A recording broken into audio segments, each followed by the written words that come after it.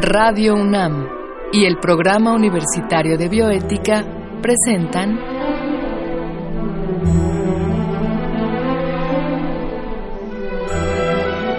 El Árbol de las Ideas. Arte, ciencia y filosofía para la vida. Con Paulina Rivero Weber.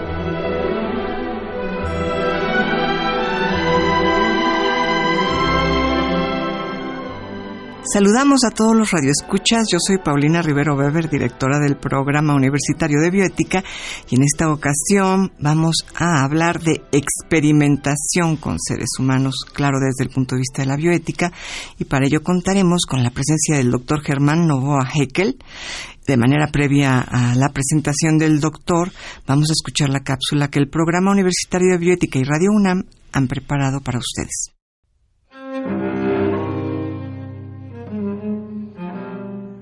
Hoy existen muchos recursos para aliviar enfermedades y dolencias. ¿Sabes cómo fueron desarrollados? Aunque no lo tengamos presente, muchos avances médicos se han realizado por medio de la experimentación con seres humanos. La experimentación con seres humanos es tan antigua como la medicina misma, pero en la práctica científica moderna, su historia es más reciente. Se suele considerar que el primer experimento de este tipo se produjo en 1721. En dicho año, al médico inglés Charles Maitland se le ordenó probar la eficacia y seguridad de la variolización. Este era un método de inmunización contra la viruela practicado en Oriente, y es el antecedente de las vacunas. Antes de aplicarlo a los hijos de la princesa de Gales, se probó en reos sentenciados a muerte de la prisión de Newgate.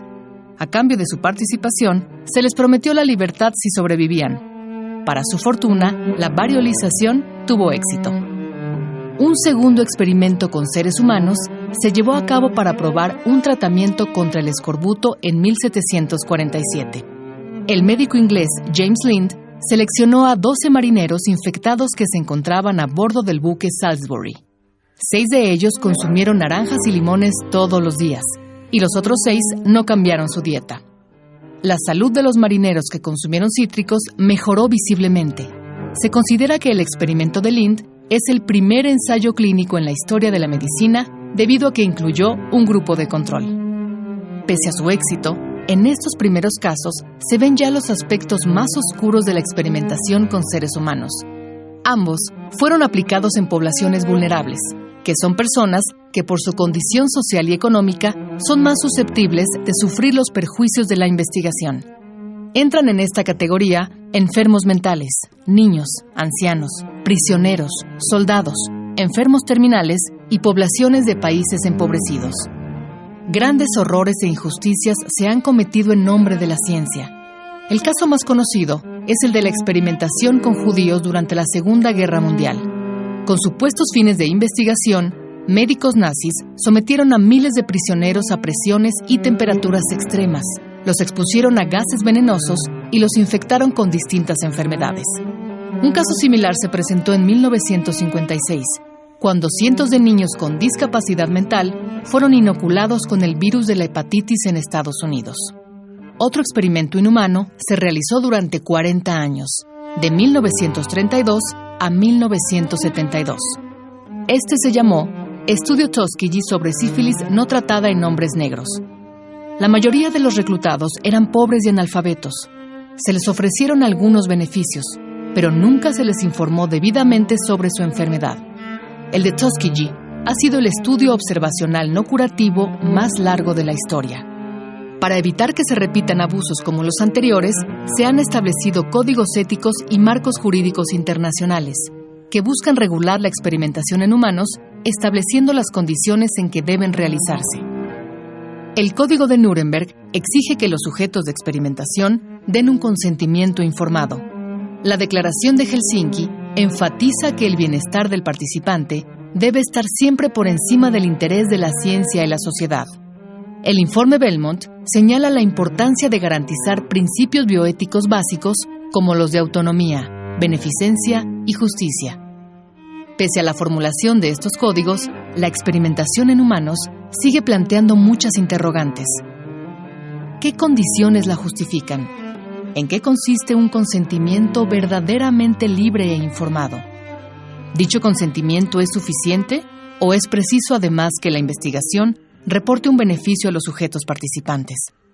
¿Se debe permitir que las empresas farmacéuticas prueben medicamentos en poblaciones de países pobres para resolver necesidades de países ricos? ¿De qué modo se podría garantizar a los participantes el acceso gratuito a medicamentos o tratamientos luego de un ensayo clínico exitoso?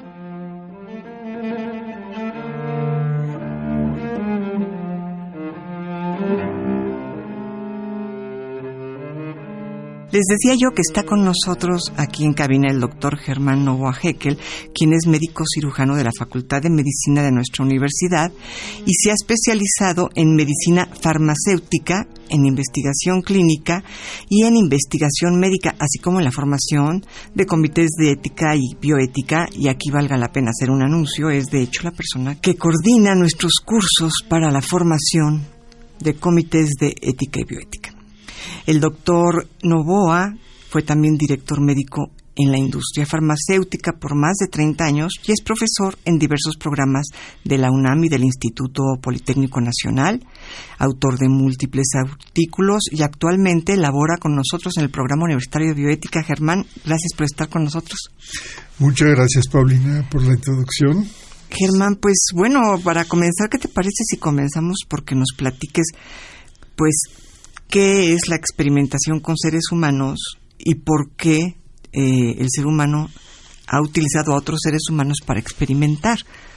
Uh-huh. Sí, bien. Esto tiene, una ya larga tradición de algunos siglos, el hecho de que algunos tratamientos o algunos medicamentos o alguna cuestión relacionada con la salud tenía que ser probada en las personas y tenía que haber siempre una primera vez que alguien se sometiera a ello, ¿verdad?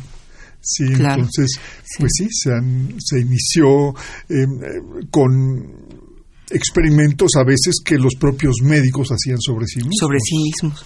Sí. ¿Cuál sería, digamos, el origen? ¿Tenemos alguna fecha que marque un poco cómo comienza la experimentación moderna en seres humanos? Sí, podemos situar uno de los primeros estudios controlados, digamos, en el famoso médico James Lind, que en 1747 experimentó con el escorbuto, que era un problema que se daba en los marineros y que, pues, costaba muchas vidas, ¿no? ¿El escorbuto es esta enfermedad de las encías? No. Es una enfermedad es una de las carencias vitamínicas. Ah, ok. Sí. Okay. Y se da en las travesías largas en los barcos cuando no se ingieren, por ejemplo, cítricos que contienen la vitamina necesaria. Claro. Sí. Se manifiesta en todo el cuerpo, me imagino. Sí, se llaga la piel, las personas pueden morir desde luego a partir de este problema, y era un problema en las largas travesías. ¿Y cómo fue este experimento, digamos, que es como el pionero en experimentación en seres humanos? Él dividió a una tripulación de una embarcación en dos grupos, y a un grupo le asignó o tres grupos. Uno de los grupos recibía estos cítricos que él sospechaba ya que tenían ese poder curativo, y otros grupos no les dio estos cítricos, entonces justamente la vitamina C, y estos cítricos entonces resolvieron el problema justamente cuando hicieron la travesía, mientras que las personas que no recibieron los cítricos pues no mostraron ninguna mejoría, y pudo determinar que ese valor curativo estaba en los cítricos. Me imagino que de entrada no se lo adjudicó directamente a la vitamina C o... No, ese entonces no se conocían estas propiedades. Claro, pero sí, se estableció pues que los cítricos ayudaban a evitar el escorbuto. Sí, en un experimento pues bien delimitado y trazado, ¿no? Claro. Y hoy en día, Germán, ¿qué experimentos hacemos directamente en seres humanos? o seguimos haciendo más o menos los mismos que antes. ¿Cómo es esto? Platícanos. Sí, la experimentación hoy en día mayormente se ha centrado en lo que se ha llamado la investigación clínica, Ajá. que se refiere a la investigación con medicamentos y la investigación concretamente con medicamentos nuevos. Uh-huh. Que en un momento dado requieren ser probados en humanos. Y aquí, como en todo, igualmente hay una primera vez en humanos. Claro. Y esa primera vez, pues, tiene sus riesgos, claro. Claro. Ahora, bueno, hoy en día, cuando entramos a una investigación de este tipo, tenemos que firmar un acuerdo y esto. Pero me imagino que la historia de la experimentación con seres humanos ha de tener aspectos, digamos, negros, ¿no? Esto es experimentación con personas en prisión, experimentación con personas de otras razas. Cuéntanos de estos capítulos turbios de la historia de la experimentación con seres humanos. Sí, efectivamente hubo muchos problemas porque precisamente se experimentaba con reos, se experimentaba con personas de color, de otras razas, se experimentaba con subalternos, y en ese sentido se abusaba, claro, de esa autoridad que se tenía sobre ellos, y pues sin preguntarles si estaban de acuerdo o no, pues eran metidos a las experimentaciones, lo cual culminó, como es conocido por muchos, con los experimentos nazis perpetrados claro. antes de la Segunda Guerra Mundial y durante la Segunda Guerra Mundial, que pues sí fueron el epítome de este claro, tipo de abusos. Claro, sí, claro. De hecho, la palabra eugenesia cuesta mucho desligarla de todos los investigaciones y experimentaciones de los nazis, uh-huh. aun cuando hoy en día la palabra alude a algo completamente diferente, pero marcó mucho la historia de la humanidad el momento nazi, ¿no? Sí, desde luego. Sí, los experimentos eran atroces. Básicamente se experimentaba, claro, sobre cuestiones de guerra, es decir, sobrevivencia en aguas frías y cuestiones de salud de las tropas. Todo esto era parte de ello, aunque también no es hablar mal de otros tampoco, pero simultáneamente existían experimentaciones también en Japón, muy importantes igualmente, y hechas con población china, que en un momento dado también claro. Fueron atrocidades claro. Enormes, que apenas salen ahora a colación, pero que pues sí sucedieron igual en esa cuestión de guerra y de cuestión de ascendencia sobre otros que claro. No podían defenderse, claro. Bueno, y en nuestro continente el caso de Henrietta, ¿no? Que ahora es tan mencionado, creo que ya hicieron o van a hacer una película sobre su vida. Y ahora, dentro de todo, digamos, bueno, se experimentaron con las células de su tumor y no se le pidió consentimiento, pero me parece que es bastante más grave lo que sucedía en el caso de las prisiones, ¿no? Uh-huh. Quizá tú nos puedas platicar un poco de esto, ¿no?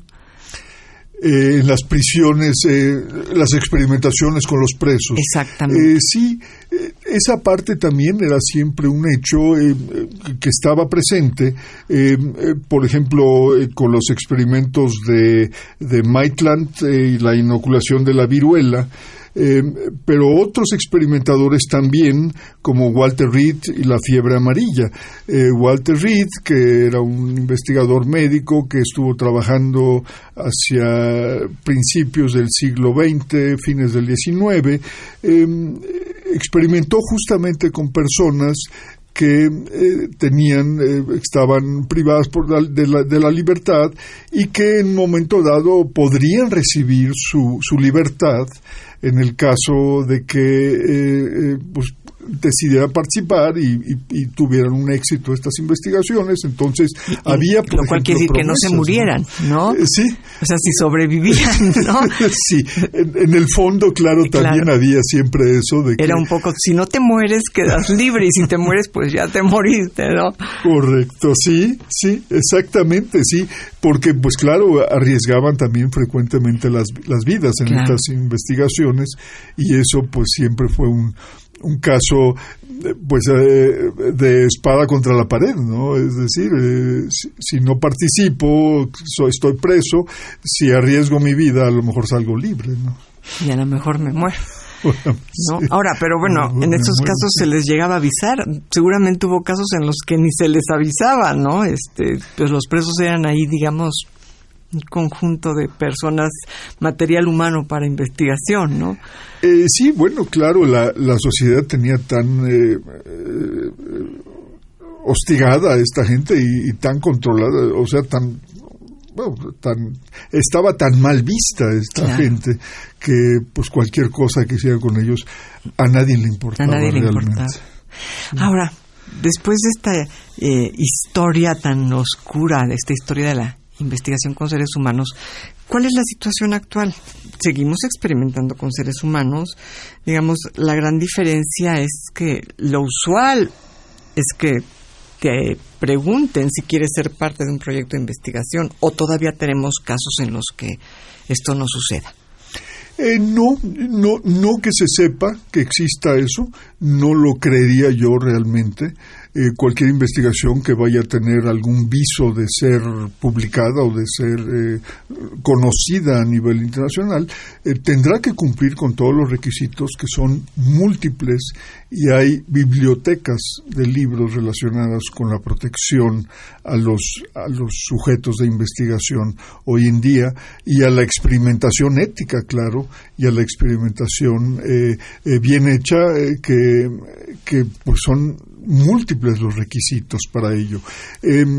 Si yo tomara el requisito más importante de todo esto, sería el requisito del consentimiento informado. Claro. Es decir, todo mundo tiene que saber qué se va a hacer con él, en qué forma se va a hacer todo ello, y tienen que ser informados de que pueden rechazar o salirse del experimento en el momento en que así lo decidan. Es decir, no hay ninguna cortapisa a ello, y estas personas que deciden no seguir participando no tienen que dar ninguna explicación para ello tampoco. Ok.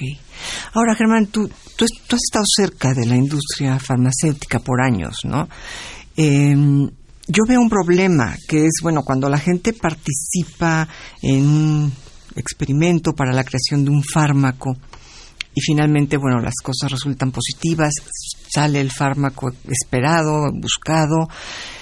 En el momento en que la persona ya concluyó el experimento, esa persona se queda sin el fármaco, que de entrada suele ser tremendamente caro, ¿no? ¿Hay alguna ley o posibilidad de proteger a los que han pertenecido a una investigación con sus cuerpos, bajo su voluntad, pero que ya terminó la investigación y se han quedado dependiendo de un medicamento? Sí hay una previsión. De hecho, hay el tratamiento compassionate use, o uso compasivo, en donde los pacientes pueden seguir recibiendo el medicamento, a veces hasta el tiempo necesario para que el medicamento ya esté en el mercado, que es generalmente 1 o 2 años después de algunas de estas investigaciones. Es decir, sí podrían recibirlo, pero no es la práctica común, es un poco más bien excepcional que se den estos tratamientos así. Pero fíjate, entonces la cosa es un poco más grave de lo que yo creía, porque yo te preguntaba por las gentes que una vez que el medicamento sale al mercado, pues no tienen el dinero para comprarlo. Si a estas personas se les diera gratuitamente porque fueron parte del experimento, digamos. Pero tú me estás aclarando, esto del uso compasivo es previo, o sea, abarca entre que se acabó el experimento y entre que sale al mercado, o sea, hay un hueco de 1 o 2 años, por lo menos han de ser 2, en que el paciente se puede quedar sin el medicamento que podría salvarle la vida. Sí, a lo mejor no que le salve la vida, pero sí que lo mantenga en buena condición. Y sí, también es un hecho que estos medicamentos son carísimos, sobre todo cuando son nuevos, tienen un privilegio. En Estados Unidos no hay una regulación de precio y se ponen precios exorbitantes a muchos de estos medicamentos. Claro. Y son es el país, digamos, que marca los precios que van a llegar para el resto del mundo, ¿no? Sí, porque precisamente estas industrias tienen las filiales en otros países, y las filiales tienen que seguir la política de precios de la casa matriz, y generalmente, pues sí, son exorbitantes. Empresas y, costos enormes. ¿Y no se ha llegado a proponer un trato diferente al paciente que interviene en la experimentación? ¿No se ha llegado a proponer, digamos, como ley, ¿no? Ya no que sea un trato compasivo, sino que por ley se le pudiera cubrir por lo menos mientras sale al mercado, y que luego pudiera tener un cierto descuento si su situación económica es precaria, que suele ser, ¿no? Lamentablemente, pues las personas que se siguen sometiendo a experimentaciones, pues es porque no les queda de otra, ¿no? Sí, es decir, entran en las experimentaciones porque son invitados a ellas, y porque generalmente las personas piensan que hay un beneficio importante en participar. Sí hay beneficios, no necesariamente es un beneficio como el que esperan, porque frecuentemente la esperanza es muy alta de que lo van a curar o van a resolver su problema. Pero igual te toca placebo y... Sí, sí. También, claro, el placebo también ha sido restringido mucho, pero sí, efectivamente, pues estas experimentaciones, pues sí, entran las personas, pues en esa esperanza de resolución, y sí, a lo mejor, esto está por debajo de sus expectativas. Claro. ¿Y ha llegado a proponerse alguna ley para proteger un poco más al enfermo que acepta entrar a un...? Sí, desde luego hay muchísimas regulaciones. CIOMS, por ejemplo, es una de ellas. CIOMS incluso llegó tan lejos, que es el Consejo de Asociaciones Médicas Mundiales, llegó tan lejos como escribir acerca de la investigación en países en vías de desarrollo o menos desarrollados, como se llama ahora, en el sentido de que se busca proteger también del abuso de estas investigaciones en los países menos desarrollados. CIOMS son las siglas de algo, me imagino, ¿verdad? CIOMS, Council of International Organizations of Medical Associations. Una cosa así, ok. Entonces es un grupo de médicos que está buscando el bienestar del paciente y su seguridad cuando entra a un experimento, digamos.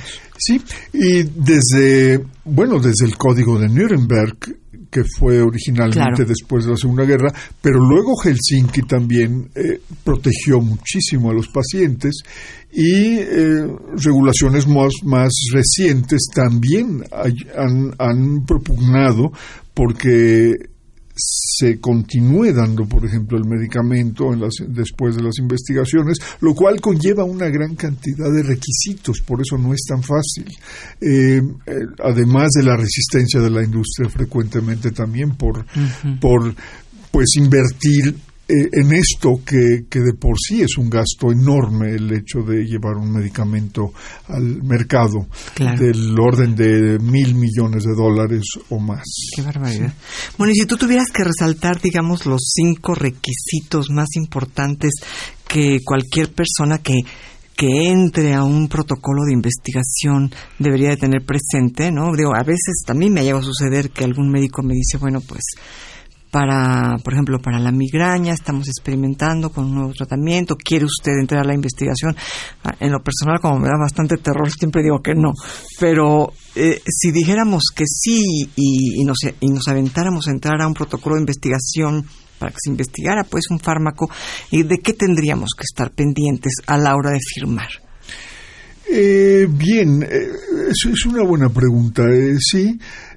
Bueno, en primer lugar, habría que ver que la investigación tiene esa seriedad en el sentido de que se está ofreciendo un consentimiento informado y que uno está sabiendo a qué se va a comprometer. Claro. A veces en la letra pequeña no se estipula que, bueno, hay que hacer visita médica a lo mejor mensualmente o semanalmente. Habrá que ver los detalles de esa investigación. Y también, claro, el hecho de entrar a disciplina. Entonces hay que cuidar que uno esté dispuesto a llevar esa disciplina que va a exigir el estudio. Y leer la letra chiquita. Y leer la letra chiquita, sí, desde luego. Pues sí, que por ejemplo, no hay un pago por ello, por ejemplo. Claro. Hay que entender que estas son contribuciones altruistas y que... pues lo otro que ya comentaba yo, no necesariamente va uno a llevar una ventaja en el tratamiento, aunque bueno, uno contribuirá con el bien de las personas y si uno tiene inclinación hacia investigación y hacia ciencia, pues uno podrá darse cuenta de cómo se realizan estos proyectos, que eso pues puede ser fascinante para algunos, claro. Fascinante. A ver, fíjate, Germán, se nos acaba el tiempo, pero fascinante es la palabra. Ojalá más adelante podamos contar contigo para que nos platiques un poco de la historia de la investigación, ¿no? Nos decías hace un momento cómo a veces los médicos investigaban con su propio cuerpo, ¿no? Entonces, pues ojalá más adelante te animes para platicarnos todas estas peripecias que hemos hecho los seres humanos a lo largo de nuestra historia para investigar beneficios para nuestra salud, ¿no? Con muchísimo gusto, sí. Y bueno, pues, estimados radioescuchas, yo le agradezco mucho al doctor Germán Novoa Haeckel haber aceptado esta invitación al diálogo, a ustedes por escuchar el programa y a Marco Lubián por su producción, así como en controles técnicos, gracias a Susana Trejo. Y escuchamos, como siempre, la voz de Gisela Ramírez en la cápsula cuyo guión contó con la adaptación de Andrea González a textos originales de Diego Dionisio Hernández. Se despide de ustedes su servidora, Paulina Rivero Weber.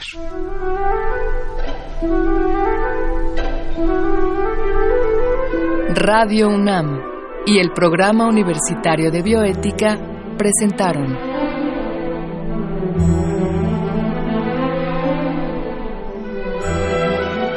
El Árbol de las Ideas.